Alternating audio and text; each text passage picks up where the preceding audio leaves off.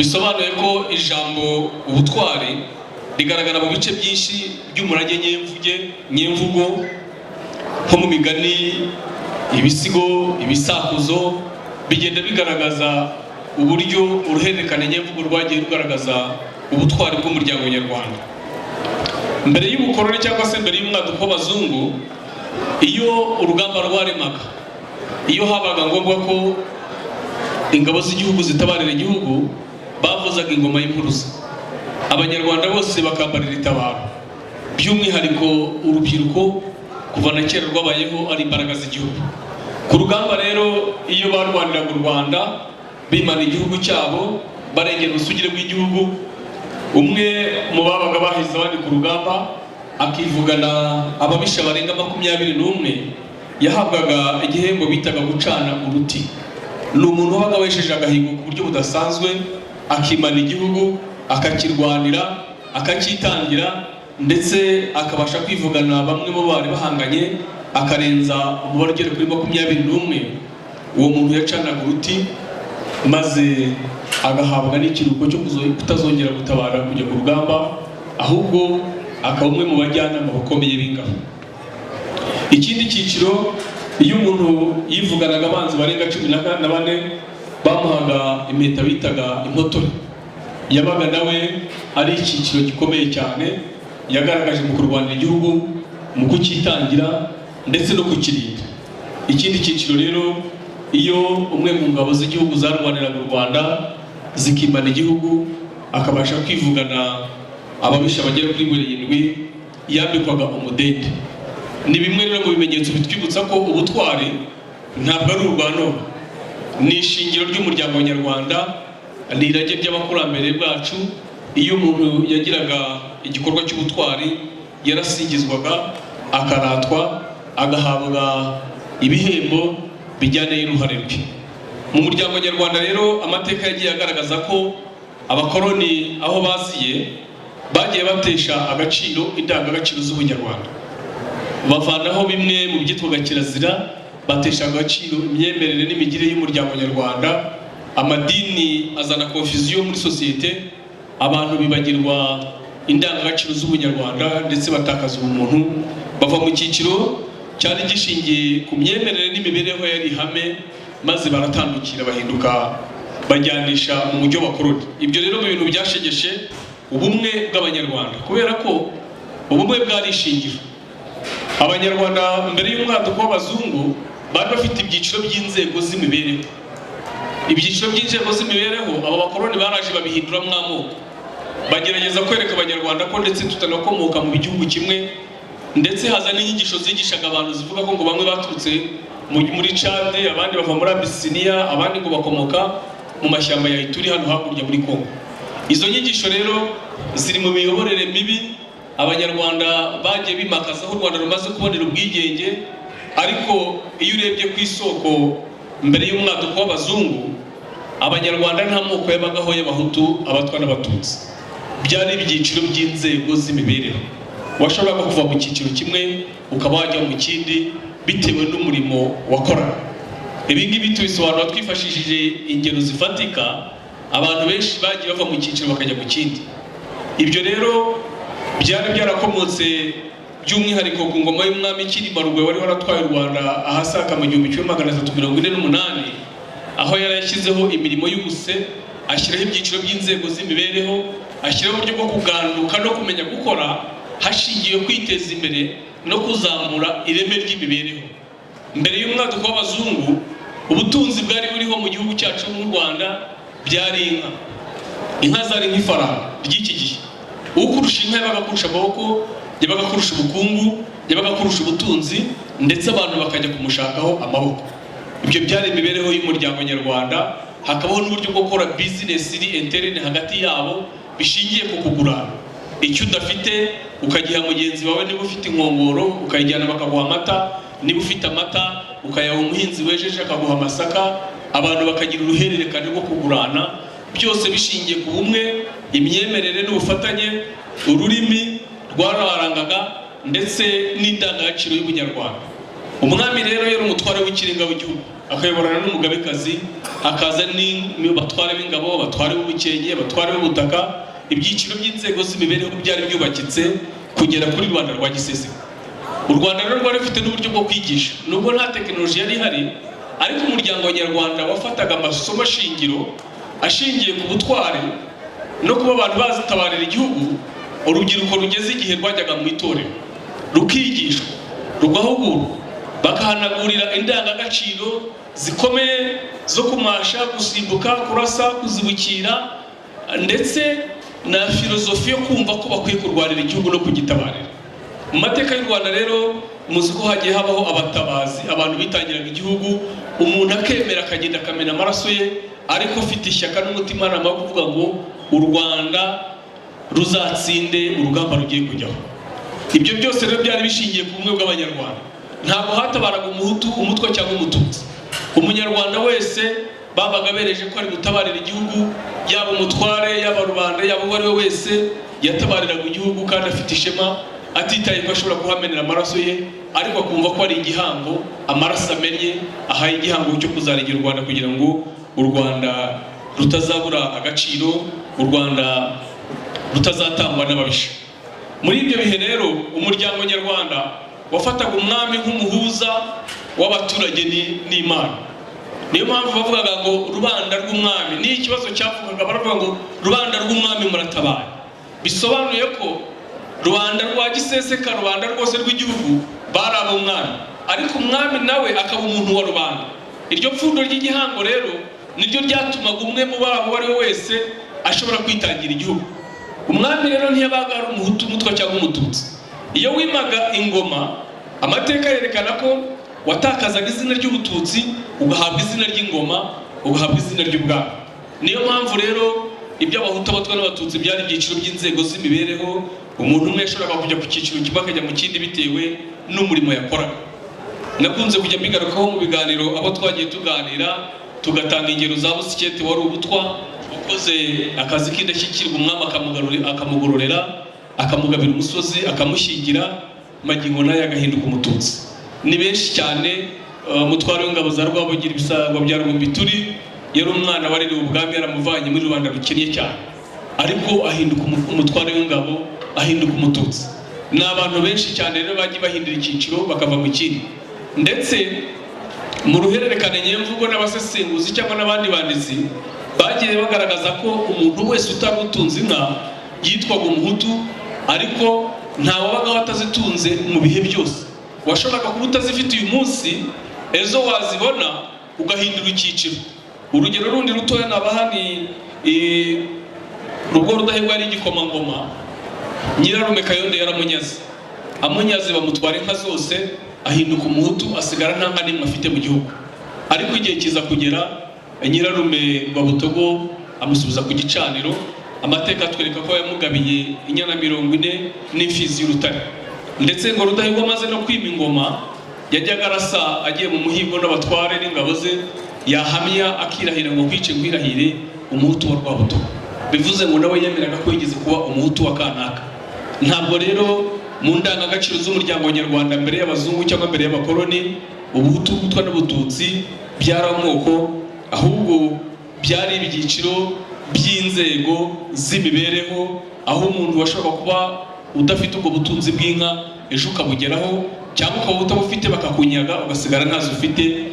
Ibyo byose bigenda bigaragaza urwo ruhererekane rw'amateka agaragaza ko ipfundo ry'ubumwe bw'abanyarwanda ryahozeho, ritashingiraga ku kindi kintu icyo ari cyo cyose, ahubwo ko abakoloni aho baziye bazanye imvugo yo kuvuga ngo abanyarwanda ntabwo turi bamwe, bashingiye kuri systeme bari bazanye ya divide and rule, iyo bise mbatanye mbategeke.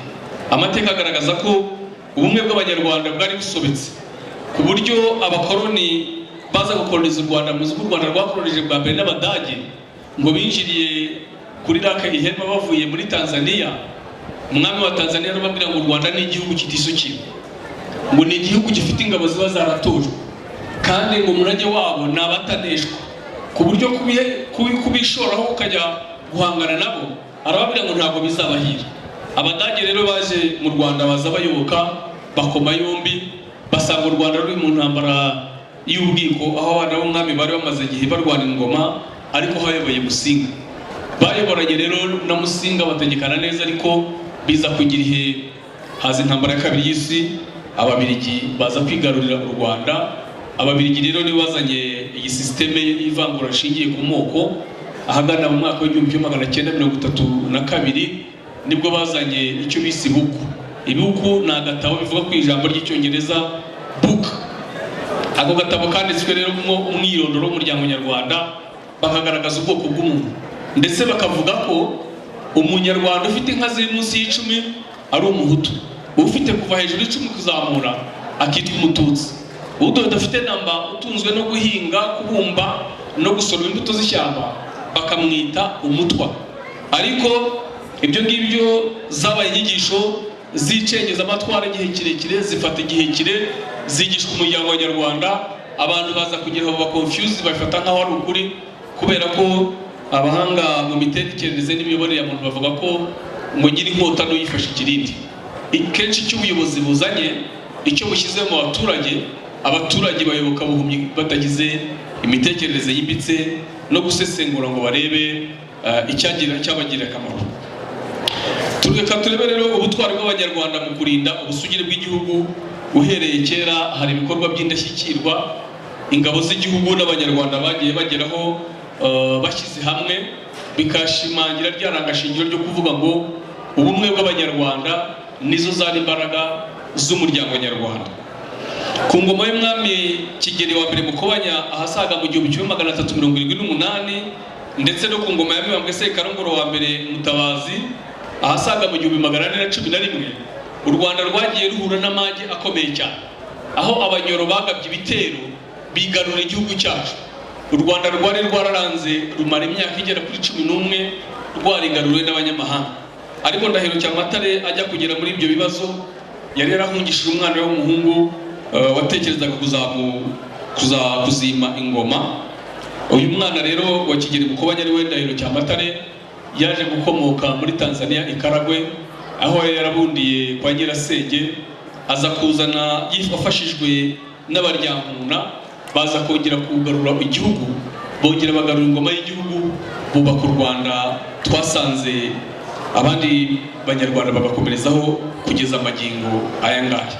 Ibyo byose rero ni bimwe mu bigaragaza ko u Rwanda n'amateka y'abakurambere, ijambo ubutwari no gusingiza intwari ntabwo ari inkuru za none, ntabwo ari amakuru y'iki gihe gusa, ahubwo n'umurage abanyarwanda dukura ku bakurambere, kandi dukwiye gushimangira akabakarande mu muryango nyarwanda kugira ngo urubyiruko barwigireho, no mu bihe bizaza he kuzagira abazavogera igihugu cyacu, cyangwa se he kuzabaho kwirara ngo abanyarwanda bareke gutoza urubyiruko no kurwigisha indangagaciro zo kururengera, kururwanira no kurwitangira mu bihe bikomeye. Iyo yari inshamake rero igaragaza ubutwari bw'abanyarwanda n'impeta bahabwaga iyo babaga baritwaye neza ku rugamba rwo kwimana igihugu no kurengera ubusugire bw'u Rwanda. Tugiye rero kureba mu gihe u Rwanda rwari rwabonye ubwigenge muri 1962 kugera muri 1994, abanyarwanda babonye ubwigenge babuhawe n'abakoloni. Ntabwo leta ya Kayibanda yigeze itekereza ko ikwiye kugaruka kuvoma ku isoko y'indangagaciro y'ubumwe bw'abanyarwanda ngo yongere yubake ubumwe bw'abanyarwanda, iharanire iterambere ry'abanyarwanda, iha uburenganzira umunyarwanda kimwe n'undi. Ndetse urwo ruhererekane na Habyarimana wamukoreye kudeta ntabwo yigeze agarura ubumwe bw'abanyarwanda, ahubwo yakonfuzinze umuryango w'abanyarwanda, ababwira ko azanye ubumwe, amahoro n'amajyambere. Azana ishyaka rimwe rukumbi rya MRND ryo kubabwira ngo azanye ubwato bwo kwambutsa umuryango nyarwanda inyanja y'ubukene. Ariko iyo urebye neza muri Repubulika ya mbere n'iya kabiri nibwo umuryango nyarwanda wakennye ku buryo budasanzwe. Abanyarwanda bambaga mu nzu z'ibyatsi, abanyarwanda babanaga n'ihene mu mazu bararamo, bakabana n'amatungo n'inkoko n'ibindi. Ubukene bwari bubugarije. Amashuri, kubona uburenganzira bwo kujya ku ishuri ntabwo byari bya buri wese, bamwe bari barabujijwe uburenganzira bwo kwiga. Ibyo byose rero bigaragaza ubugwari bwaranze leta ya Repubulika ya mbere n'iya kabiri. Ariko kandi muri Repubulika ya mbere n'iya kabiri, mbere y'uko jenoside nyirizina ikorwa, hari abanyarwanda nanone bake bagiye baba intwari, bagiye bamagana ubugizi bwa nabi, barimo Bawiringiye Imana Gata n'abandi bagiye banga ikibi, bakavuga ukuri, bagahagarara ukuri kwabo, bakamagana ubugizi bwa nabi. Ibi byose rero bigaragaza ko u Rwanda mu bihe bitandukanye, nubwo twagiye duhura n'ibibazo bikomeye cyane mu bihe bitandukanye, ariko hagiye igihe cyose hagaragara abanyarwanda bafite umutima w'ubumuntu, bafite indangagaciro ikomeye bahagazeho yo kuzirikana ko u Rwanda ari igihugu kitavogerwa kandi kidakwiye kwisukirwa n'uwari we wese, ndetse kidakwiye gutanga intebe ku macakubiri kuri buri muntu wese. Icyiciro tugezeho rero tugiye kureba ubutwari mu rugamba rwo guhagarika jenoside ndetse no kubohoza igihugu cyacu. Ubutwari bw'inkotanyi zabohoye u Rwanda zikanahagarika jenoside yakorewe Abatutsi. Muzi ko urugamba rwo kubohoza igihugu rwari rwaratangiye ku itariki ya mbere Ukwakira mu 1990. Ingabo zarapiye mu gihe inzira zose z'ibiganiro zari zarananiranye kugira ngo impunzi zitahuke, abari mu gihugu kugira ngo babone uburenganzira. Inzira yari isigaye n'imwe, ni ukubohoza igihugu hakoreshejwe uruhembe rw'umuheto.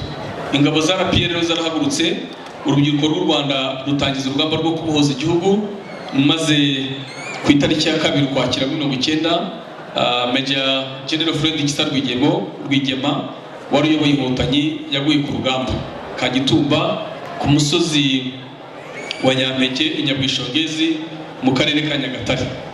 Amaze kuhagwa rero, inkotanyi zacitsemo igikuba birumvikana, ndetse hapfa n'abandi bayobozi bakuru, ariko ubutwari bw'inkotanyi ntabwo bwigeze bucogora na gato, kugeza ubwo ku itariki ya 20 Ukwakira 1990, nyakubahwa Perezida wa Repubulika Paul Kagame yavuye aho yari ari mu ishuri rya gisirikare muri Amerika, yambarira urugamba, atabarira igihugu, aza kuyobora urugamba rw'inkotanyi. Urugamba rurahinana kugeza ubwo inkotanyi zagezeho zijya mu nzira y'imishyikirano na leta ya Habyarimana. Mu gihe rero leta ya Habyarimana yari itarashyira mu bikorwa amasezerano ya Arusha, nibwo abahezanguni b'abahutu baje kurasa indege ya Habyarimana. Amaze kwitaba Imana, bashyira umugambi wa jenoside mu bikorwa. Muri ubu gushyira rero umugambi wa jenoside mu bikorwa, ahangaha turagaruka nanone ku butwari bw'inkotanyi. Amateka tugaragariza ko nyakubahwa Perezida wa Repubulika wari uyoboye ingabo zarapiye icyo gihe yahamagaye ingabo zose zari mu bijindiro bitandukanye, bahurira Miyove, maze afata bataliyani 2 aziha inshingano zo kuza gutabara ingabo 600 zari muri CND, ndetse no kuza guhagarika ubwishingi bwakorerwaga Abatutsi hirya no hino mu gihugu.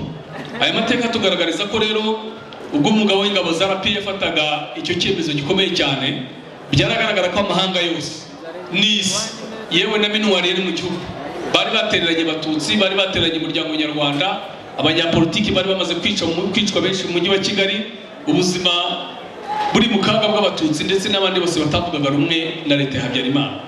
Iki cyemezo rero ni imwe mu murongo yatanze ubuzima kugira ngo uyu munsi tube dufite igihugu tuza kwicara hano tugasingiza ubutwari bw'ingabo z'u Rwanda. Muri aya mateka agaragaza ko umugabo w'ingabo zarapiye ubwo yari Miyove yatanze amabwiriza kuri batayo ya Rufa Mobile Force, arayibwira ngo ni wowe ubanza bwa mbere ukaza gutanga umusada ku ngabo za CND 600 zihari, hakurikizaho Bravo, hakurikizaho 59. Aravuga ati nimugende murengera ingabo zacu zugarijwe mu mujyi wa Kigali, ariko kandi muhagarika ubwicanyi burimo gukorwa hirya no hino mu gihugu. Ingabo rero zarahagurutse zubahiriza amabwiriza y'umugabo w'ingabo zarapiye, zihagurukira urugamba, ziva ku Murindi ziraza zigera i Kigali. Ubu ngubu hano twicaye muri Bugesera, ndagira ngo munyemerere no mbasangize inshamake y'uko ingabo zarapiye zahageze zigahagarika jenoside, zikura muri cumu, zigatanga ubuzima. Umuryango nyarwanda, abari bari hano mu Bugesera, abahahungiye ndetse n'abari bahari, hagashyirwaho iherezo ubugizi bwa nabi ndengakamere na jenoside yari irimo gukorerwa Abatutsi. Imbarutso yabyo rero nuko ku itariki ya 28 z'ukwezi kwa 4, itsinda ry'abantu bake bari barahungiye ku musozi wa Kayumba nyuma yo kumara igihe bahanganye n'ibitero by'abicanyi n'ubugizi bwa nabi ndengakamere bwakorerwaga Abatutsi.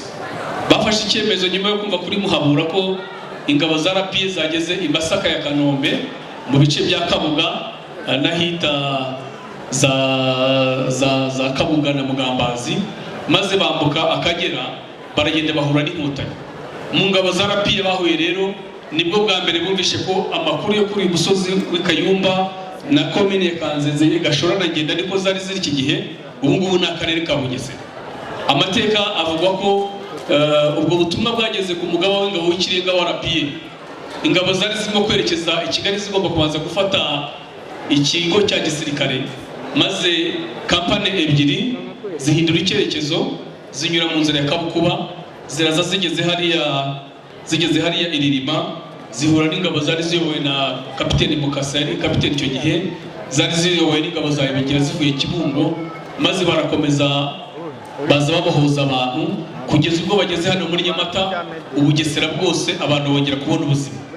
Ubwo butwari rero ntabwo uyu munsi kuri iyi tariki turimo kuvuga, turavuga ubutwari bw'Abanyarwanda mu bihe bitandukanye n'amateka yabaranze n'indangagaciro z'Ubunyarwanda zari zibumbatiye ubumwe bw'Abanyarwanda. Uyu munsi ku nshuro ya 31 abakera murimo ba Bugesera ntabwo twari kureka kubibutsa urwo rugendo rw'ubutwari bw'inkotanyi zagenze kuva ku Murindi ku itariki ya 14 z'ukwezi kwa gatanu. Ubugesera bwose bwari bumaze kubohozwa, ingabo za RPA zari zimaze kurengera abantu ndetse zikomeza zerekeza i Nyanza kubohoza no kurengera no kurokora abari bamaze kurokoka ubwicanyi bw'interahamwe mu gihe ingabo z'umuryango w'abibumbye bari bamaze kubasiga hariya hari urwibutso rwa Nyanza. Mu butwari rero bw'Abanyarwanda, urubyiruko kuri uyu munsi by'umwihariko bakwiye kuvomamo indangagaciro yo kuvuga ngo ubumwe nizo mbaraga zacu. Igihugu kugira ngo kibeho kigomba kugira intwari. Ubutwari rero buraharanirwa, buratozwa. Niyo mpamvu kuri uyu munsi mwabanye n'urubyiruko rwacu ruri mu marushanwa yo guhigana mu rwego rwo kwimakaza imiyoborere myiza, nayo ni imwe mu ndangagaciro z'Abanyarwanda.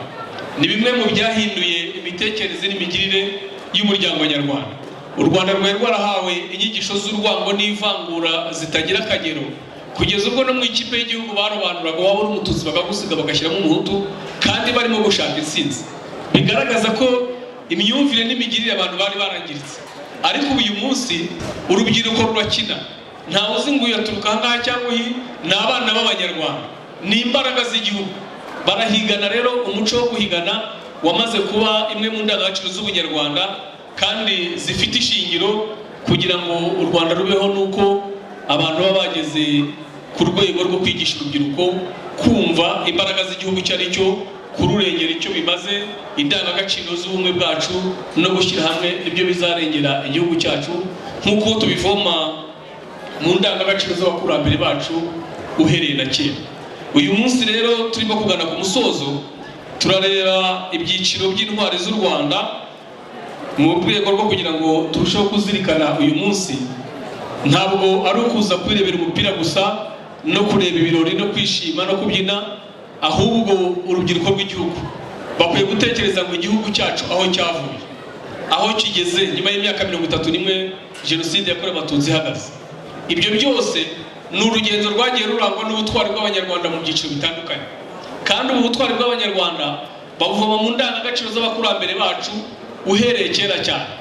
Rero bikwiye kuba isomo ku rubyiruko rw'u Rwanda kugira ngo bumve ko ejo hazaza h'igihugu nta wundi tuhatira, nta wundi tuhasaba, ni ugushyira hamwe, ni ugutekereza, ni ukwitanga, ni uguha agaciro igihugu cyacu.